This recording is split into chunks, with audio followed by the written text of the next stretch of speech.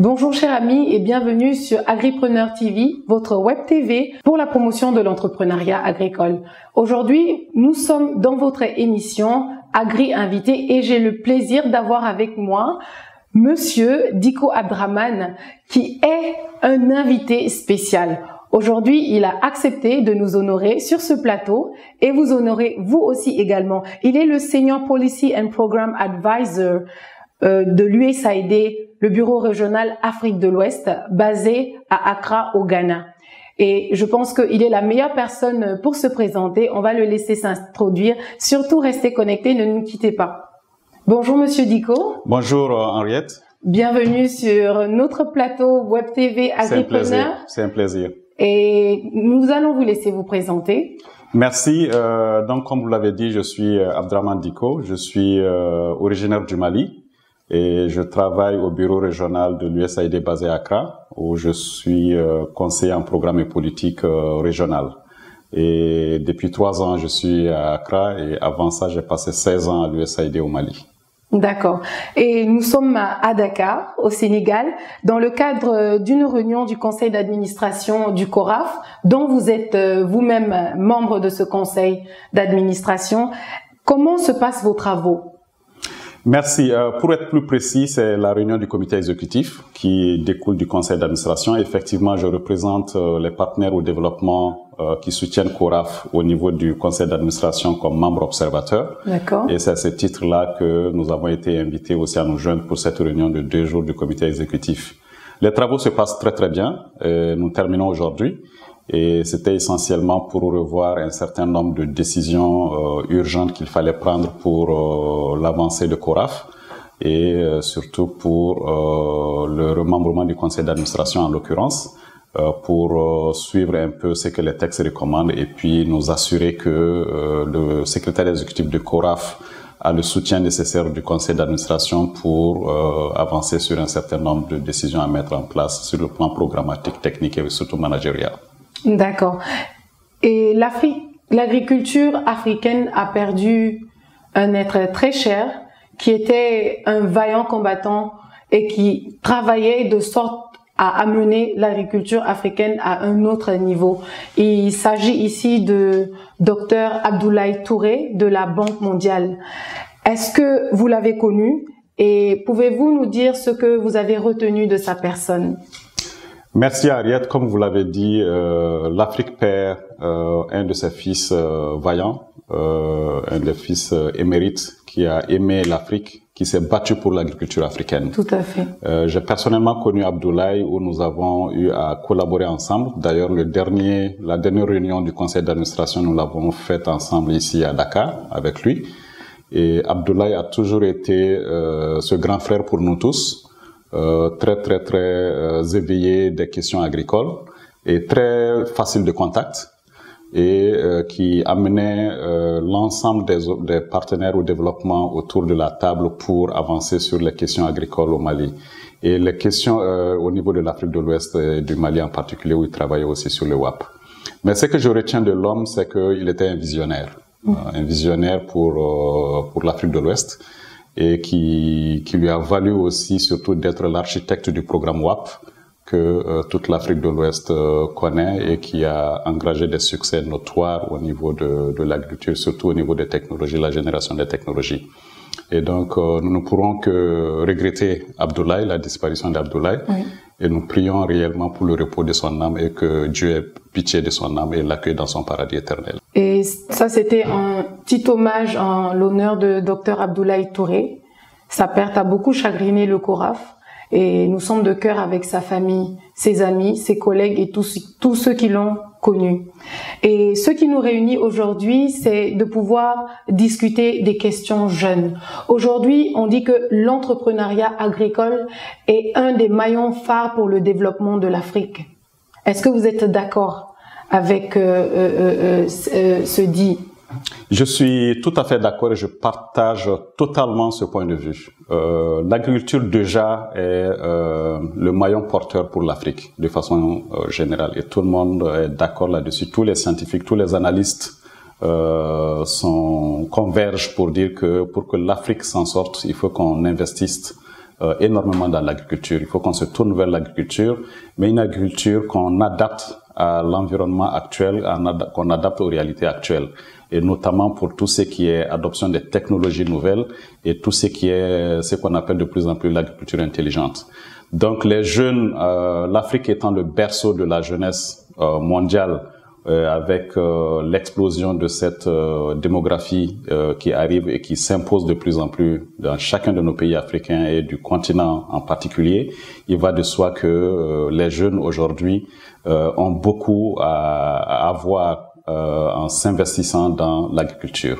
Et c'est un secteur porteur et c'est un secteur qui offre beaucoup de potentialités et dont les revenus sont assez importants, comme nous le montrent beaucoup d'analyses et beaucoup de start-up qu'on voit sortir de part et d'autre. Et la matière est disponible. Quand je dis la matière est disponible, c'est les technologies qui ont été développées depuis toutes ces années, qui sont disponibles, qui cherchent tout simplement à être vulgarisées, qui cherchent tout simplement à être industrialisées, vendus et mis à la disposition des bénéficiaires et mis à la disposition de ceux qui doivent les mettre en pratique. D'accord. Maintenant, en matière d'emploi de jeunes, quelles sont les chaînes de valeur porteuses de richesse en Afrique?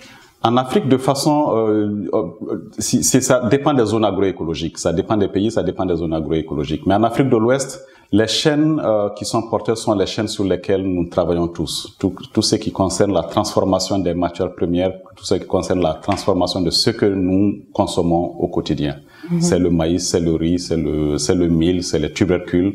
Et nous avons la chance en Afrique que entre le Sahel et les pays côtiers, la production est immense. Et les productivités aujourd'hui sont en train d'être accrues avec des moyens et avec le soutien des partenaires techniques au développement et aussi surtout avec l'initiative des différents gouvernements et surtout l'alignement de l'Afrique de l'Ouest aujourd'hui par rapport aux déclarations de Malabo. Oui. Et la mise en œuvre du CADEP au niveau continental. L'Afrique de l'Ouest aujourd'hui est cette partie sous-régionale qui est la mieux en avance par rapport à l'atteinte des objectifs, par rapport à l'avancée et les résultats qu'on engage en tout cas aujourd'hui pour ce qui a été fixé par les chefs d'État en 2014 à Malabo, qui sont retenus comme étant les objectifs. Donc clairement, les jeunes ont un rôle à jouer et les jeunes ont une place à prendre. Et cette place-là, elle est disponible et cette place-là, il faut qu'elle soit occupée. Mais ça nécessite aujourd'hui une mise à niveau de cette jeunesse. Cette jeunesse qui s'est appropriée de la technologie. Et aujourd'hui, quand on regarde tous ces gourous de la technologie aujourd'hui, toutes ces grosses compagnies, que ce soit Facebook, que ce soit Google, que ce soit Microsoft, sont tous en train d'investir aujourd'hui sur des plateformes en Afrique. Il n'y a pas qu'à 2 mois, 3 mois, une plateforme de Google a ouvert au Ghana et Microsoft a ouvert une plateforme au Kenya. Et tout ça, c'est des signes précurseurs pour dire que l'avenir de la technologie, c'est en Afrique. C'est vrai. Et aujourd'hui, l'agriculture, pour la maîtriser, pour la faire avancer et pour que les jeunes s'en approprient, il faut que la technologie rentre dans l'agriculture. C'est sur ça qu'on est en train d'axer, c'est sur ça que les efforts sont en train d'être orientés. Et les jeunes aujourd'hui, chacun dispose d'un smartphone. Oui. Les jeunes Africains aujourd'hui sont des jeunes intelligents, qui ont été aux meilleures écoles et qui sont revenus avec des diplômes et qui doivent être mis à l'épreuve et qu'on crée l'environnement efficace, l'environnement adéquat pour qu'ils puissent s'épanouir. D'accord. Mais la question qui se pose souvent, on reçoit des sollicitations sur Facebook, sur Twitter. Les jeunes disent, on a envie d'acquérir ces technologies-là, on a envie de s'investir dans l'agriculture, mais il y a une question qui se pose, c'est les problèmes de financement. Alors, quelles sont les bonnes pratiques que les systèmes financiers peuvent utiliser pour encourager l'entrepreneuriat agricole? Mais les systèmes financiers, c'est vrai qu'ils ont leur réalité. Ils ont leur réalité, ils ont leurs critères d'attribution des finances, parce que tout ce qui touche à la finance est assez sensible. Mais il appartient aux jeunes, à ces jeunes-là aujourd'hui, de montrer qu'on peut leur faire confiance. Parce qu'une banque, un service financier, pour qu'ils mettent à disposition des ressources, a tout simplement besoin d'être mis en confiance. Et ces jeunes aujourd'hui, et ce qu'il faut éviter, c'est d'aller individuellement. La création d'entreprises nécessite aujourd'hui de se mettre en pool de compétences, et que chacun apporte ce qu'il sait faire dans ce pool de compétences. Et plus on est nombreux autour d'une initiative, mieux il y a des garanties par rapport au succès de l'entreprise, mais mieux il y a des garanties qu'on offre aussi au système financier qui peut faire confiance à plus à un groupe qu'à un individu. Et donc, c'est dans cette direction qu'il faut que les jeunes partent. Et pour les garanties et pour les creuser et surtout rentrer dans ce système financier, il n'y a pas mille et une manières, hein. Il faut être audacieux. Il faut prendre des risques. Cher ami, j'espère que vous prenez bonne note de ce que Monsieur Dicko dit. C'est des petites astuces, mais elles peuvent vous être d'une très grande utilité. Donc, on dit, il faut de l'audace. Il faut aussi former une coopérative, se mettre en groupement pour pouvoir avoir les financements. Donc, prenez bien note. Moi, je prends en tout cas bien note de ce qu'il dit parce que je sais que ça me sera utile. On revient à vous, Monsieur Dicko. Toujours sur les questions de financement. Est-ce que si, par exemple, des jeunes se mettent ensemble, ils ont un bon projet. Maintenant, qu'est-ce qu'il faut faire, par exemple, pour facilement acquérir? C'est-à-dire, il y a souvent des concours qui sont lancés par les grandes organisations, des ONG, pour pouvoir financer ces projets-là. Maintenant, si des jeunes se disent, on a le projet qu'il faut, on s'est formé en coopérative, c'est un groupement, quelles sont les petites astuces qui peuvent leur être utiles en montant leur projet pour pouvoir facilement acquérir les financements? Alors, moi, je pense qu'il faut qu'on soit très spécifique. Je suis un Africain. Je suis un Africain de l'Ouest. Et je suis très fier d'être africain aujourd'hui, bien que mon âge a avancé. Mais je pense que il faut qu'on sorte de ce paradigme. Les partenaires financiers et techniques, les ONG ou les bailleurs de fonds, ils peuvent donner un accompagnement de départ, mais ça ne développe pas une entreprise. Si on veut réellement aller dans l'entreprise privée, c'est le secteur financier auquel il faut s'adresser. Et là, il faut venir avec un dossier bancable. Il faut venir avec un projet porteur, bien ficelé, bien monté. Bon, les partenaires au développement, les ONG peuvent vous aider à vous donner les capacités nécessaires, la connaissance, quelques techniques pour vous aider à monter un dossier. Mais il faut aller faire face aux banquiers. C'est ça. Il faut aller faire face aux banquiers et prouver aux banquiers que ton idée de projet est porteur avec un plan de financement et avec un compte d'exploitation bien élaboré, bien assis, avec toutes les garanties possibles. Et c'est ça, c'est la clé de la chose. Les bailleurs de fonds, les partenaires techniques au développement que nous sommes, nous donnons juste un petit accompagnement d'appoint pour vous aider à vous installer, pour vous aider à créer quelque chose. Mais ça ne vous aidera jamais à vous développer. Pour que vous vous développez, il faut que vous preniez le risque d'aller percer le système financier et vous installer à votre propre compte. Et c'est là, c'est ce que j'appelle le risque, mais c'est un risque calculé, c'est un risque positif. Tout à fait. En tout cas, j'espère que vous avez pris bonne note. Il y a beaucoup de questions émergentes comme le changement climatique, l'emploi des jeunes et des femmes. Pensez-vous que le CORAF est suffisamment équipé pour pouvoir affronter ces questions? Le CORAF dispose d'atouts dans ce domaine. Quand je dis atout, c'est que en fonction de son cœur de métier aujourd'hui, qui est la recherche pour le développement, le CORAF est suffisamment bien placé pour aider à avancer sur ces questions de changement climatique. Parce qu'il y a beaucoup de questionnements encore, il y a beaucoup d'aspects à clarifier et surtout venir avec des paquets qui peuvent aider les agriculteurs aujourd'hui à faire face au changement climatique. Je prends un seul exemple, les semences. Les semences de qualité aujourd'hui qui sont des semences qui sont tolérantes vis-à-vis de certaines maladies ou du changement climatique. Et il n'y a que la recherche pour donner les solutions, pour donner les réponses à ce genre de questionnement pour les paysans et pour les opérateurs fermiers qui sont au niveau de la base. Donc le CORAF a un rôle à jouer et le CORAF est occupé pour le faire. Mais il faudrait que cet espace soit créé et il y a une multitude d'acteurs aujourd'hui sur l'espace régional qu'il faut organiser, qu'il faut structurer et que un leadership régional puisse s'exercer pour que tout ceci soit mis en cohérence et que ça soit coordonné pour s'assurer que ce qui sort de ces recherches, ce qui sort de ces discussions scientifiques correspondent bien aux zones agroécologiques de notre zone et qui peuvent être disponibles pour les paysans et avec des réponses adaptées pour leur permettre d'accroître leur productivité et surtout de faire en sorte que l'agriculture puisse continuer à être profitable. En parlant de semences, nous avons un nouveau programme présentement qui est nommé le Partenariat pour la recherche agricole, l'éducation et le développement. Ce projet est financé par votre organisation, l'USAID, pour une période de 5 ans. Et maintenant, vous, en tant que représentant de l'USAID, quel regard portez-vous sur ce nouveau programme? Ce nouveau programme, nous fondons beaucoup d'espoir là-dessus, dans le sens où il y a 3 composantes. Une composante pour un appui institutionnel à CORAF, pour que l'organisation puisse se structurer et puisse disposer des capacités dont la région a besoin. Et les 2 autres composantes sont des composantes techniques. Une composante qui est sur les semences, comment améliorer, mettre à disposition des semences de qualité pour la région.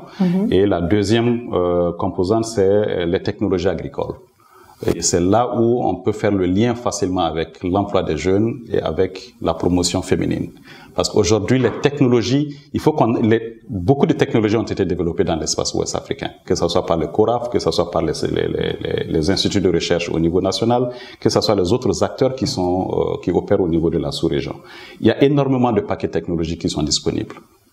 Mais il faudrait les valoriser. Il faudrait les valoriser, il faudrait les mettre à la disposition du secteur privé aujourd'hui pour que le privé s'en approprie et que le privé puisse être la locomotive pour l'adoption et pour la dissémination de ces paquets technologiques au niveau de l'Afrique de l'Ouest. Et c'est sur ça que nous sommes en train d'aider le CORAF et pour le mandat qui est le sien, et tout en s'assurant que les jeunes ont une place particulière et les femmes aussi ont une place particulière dans ce programme.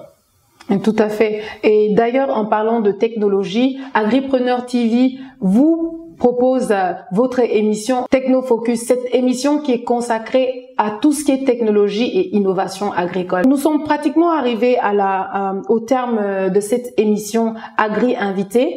Et Monsieur Diko, est-ce que vous avez un message pour les jeunes d'Afrique de l'Ouest, du centre? Quel est ce message que vous pouvez leur communiquer aujourd'hui? Le message que j'ai pour la jeunesse africaine et la jeunesse ouest-africaine en particulier, c'est de croire en l'avenir de l'Afrique. Tout se passera en Afrique désormais. Et tous les regards sont désormais portés sur l'Afrique. Et qu'on arrête de penser que le bonheur c'est en Europe ou que le bonheur c'est en Amérique. Non, le bonheur c'est en Afrique. Mais il faut juste accepter de souffrir comme les autres ont souffert, qu'on voit aujourd'hui, qu'on envie aujourd'hui. Ils ont souffert pour être là où ils sont. Il faut qu'on accepte de souffrir aussi pour qu'on puisse s'en sortir. Et je vous assure que l'avenir du monde, c'est en Afrique. Toutes les potentialités, toutes les opportunités aujourd'hui convergent vers l'Afrique. Et il faut que les jeunes puissent prendre toute la place qui est la leur. Et il y a énormément de choses à faire, il y a beaucoup de potentialités. Le financement, il faut aller le chercher. Il faut le créer. Il faut le solliciter. Et parce que les banquiers, c'est des commerçants d'argent. C'est ça. Ils investissent de l'argent pour gagner de l'argent. S'ils savent qu'en investissant en toi, ça leur permet de gagner aussi de l'argent, ils vont le faire. Mais il appartient aux jeunes de prouver que son projet est bancable et qu'il a toutes les compétences et il a toutes les potentialités pour réussir dans le domaine dans lequel il veut s'investir. Et en agriculture, c'est l'avenir de l'Afrique. Les technologies agricoles aujourd'hui sont disponibles. Il faut que les jeunes viennent pour créer les startups, pour créer les micro-entreprises ou pour se mettre ensemble pour véhiculer, pour disséminer, pour mettre en pratique ces technologies qui sont disponibles. Merci Monsieur Diko. C'est un très beau message et j'espère que vous allez courir avec ce message-là, vous l'approprier et essayer de changer les choses dans votre vie. C'est comme il l'a dit, l'avenir c'est en Afrique. Donc ce n'est pas en essayant de se dire qu'on peut aller en Europe, en Amérique, etc. Non, tout se passe ici maintenant en Afrique et on a tout ce qu'il faut pour amener notre chère Afrique à émerger. Donc nous sommes au terme de cette émission. Comme je vous le disais au début de l'émission, nous avons eu comme invité Monsieur Abdraman Diko, qui est de l'USAID, et d'ailleurs ça fait plus de 19 ans qu'il travaille dans cette organisation-là. Il nous a été très utile et il nous a partagé de très bons messages. J'espère que vous avez aimé et que vous allez partager avec vos amis, vos relations, et on se donne rendez-vous très prochainement avec un nouvel invité. Merci et à bientôt.